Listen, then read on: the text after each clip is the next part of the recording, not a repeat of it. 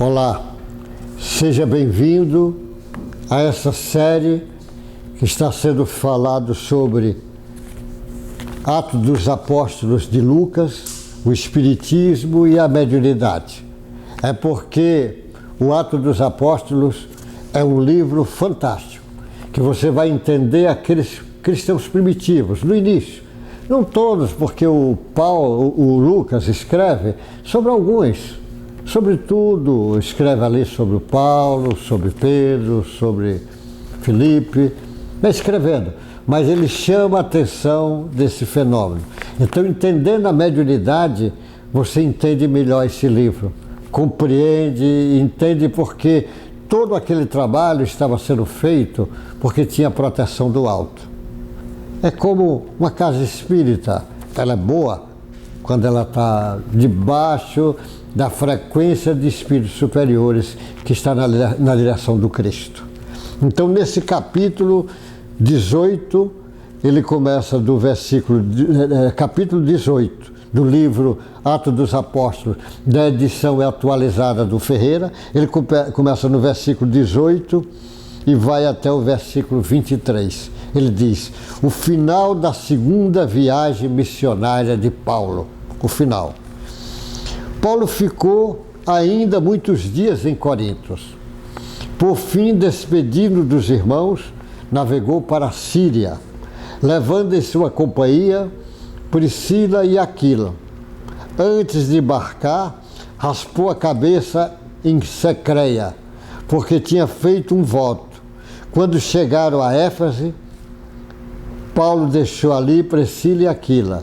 Ele, porém, entrando na sinagoga, pregava aos judeus, pedindo-lhe que ficasse mais algum tempo, mas Paulo não quis. Ao se despedir, disse: se Deus quiser, virei visitá-los outra vez.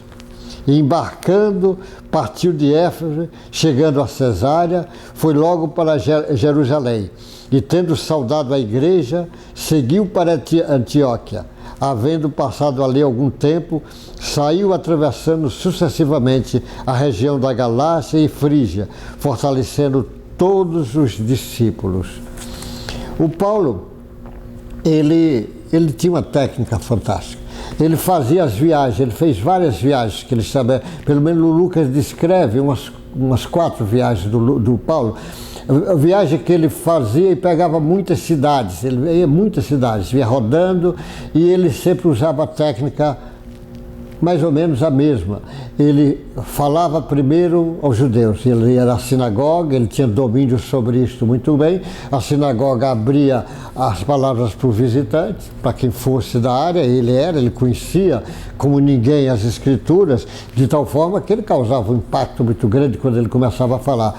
E ele pegava as lições da escritura, ou seja, tudo que o Velho Testamento tinha falando do Cristo que viria, que ele conhecia aquilo com detalhe, ele ia mostrando tudo, para depois mostrar que o Cristo que ele está falando é aquele das Escrituras. E o próprio Cristo que depois vai aparecer depois de morto para as pessoas. Ele vai mostrando que é o mesmo Cristo, é o Cristo que comanda. Aí ele causa um impacto imenso, causa um impacto. E isso muitos paravam para ouvir e agora começavam a entender as mensagens do Cristo, que era a partir daquele momento. E que no Velho Testamento não ia poder entender isto. E, naturalmente, uns ficavam a favor, outros ficavam contra. Então, a técnica que o Paulo usava, o discurso do Paulo, é muito interessante que o discurso do Paulo, nesse início, nas sinagogas, era o mesmo discurso que Estevão usou quando estava no Sinédrio sendo julgado. Ele faz um discurso parecido, que é o mesmo discurso que o Pedro fez a primeira vez, na hora que causou aquele impacto no fenômeno lá de Pentecostes. Ele vai lá visitar a sinagoga, e lá ele cura uma pessoa coxa, e ele faz um discurso que é do mesmo jeito. Eles vão. Então, esse discurso inicial foi quase uma tônica deles para vir. Como o Espiritismo, ele vai de novo, pega aquele discurso que chama a atenção da direção do Cristo, mas o Espiritismo diz que o Cristo diz, igual lá atrás, ó, o Cristo vai vir, o Cristo chega, agora tem que ver a parte do Cristo. E o Cristo disse, Depois mandarei o Consolador prometido, relembrar tudo de novo. Está lá escrito no Evangelho do João. Eu fiz até uma série aí que você não viu, entre, que eu botei o Evangelho segundo João, o inconsciente puro e o Espiritismo. É uma série de 51 capítulos que está todo o Evangelho de João para que você possa entender essa mensagem profunda. E o Espiritismo vem relembrar o Cristo, vem trazer o Cristo de volta. Então Paulo falava nas sinagogas, mas depois ele formava grupos, e aqueles grupos que ele ia ensinando, falando, e muitos daqueles grupos se transformavam no futuro em igrejas. Paulo foi talvez o que fundou mais igrejas no mundo. Na época dele, ele ia fundando, era grupos, ele fazia só que aqueles grupos depois iam virar igreja. Porque existia a igreja, as sinagogas, existiam os templos lá do paganismo de muitas cidades, que o Paulo enfrentou isso muito bem. Com quantas o Paulo enfrentou lá no templo de Diana, no templo de Afrodite, no templo de Apolo, quantas o Paulo enfrenta isso tudo. Mas agora ele estava iniciando um grupo do cristianismo nascente, que é o cristianismo puro, que infelizmente não é esse cristianismo que está aí, oficial. E o Espiritismo é a volta desse cristianismo. Então Paulo, ele tinha uma técnica, ele chegava numa cidade grande, se instalava, formava um grupo e dali ele ia vindo para as outras cidades. E ele saía de uma grande, ia para outra, e ele estava nessa segunda viagem, ele faz a volta nas cidades todas, ele quer ir até Jerusalém, e depois ele vai voltar. E aí, nessa cidade, que é uma cidade muito importante para o trabalho dele, ele vai voltar ainda lá para Corintos, e ele diz que deixa lá a Priscila e Aquila, que eram amigos dele, cristãos primitivos, que era muito importante. A Priscila e Aquila vai ser importantíssimo no trabalho do cristianismo primitivo. E o Paulo faz aquelas viagens, lembra que aquelas viagens era difícil, cidade de 100 quilômetros de distância, você ia, às vezes, era a cavalo, a jumento, que é o transporte, camelo, ou às vezes de barco, quando era na zona que tinha rios ou que tinha mar, ou de pé mesmo. Ele fez muitas viagens de pé, com grandes dificuldades. E muitas vezes o Paulo saía apedrejado, apanhou, foi preso, tomou surra de varas muitas vezes. E até o final da vida dele, ele faz um trabalho fantástico. E aí serve para que nós possamos refletir o que é que nós estamos fazendo.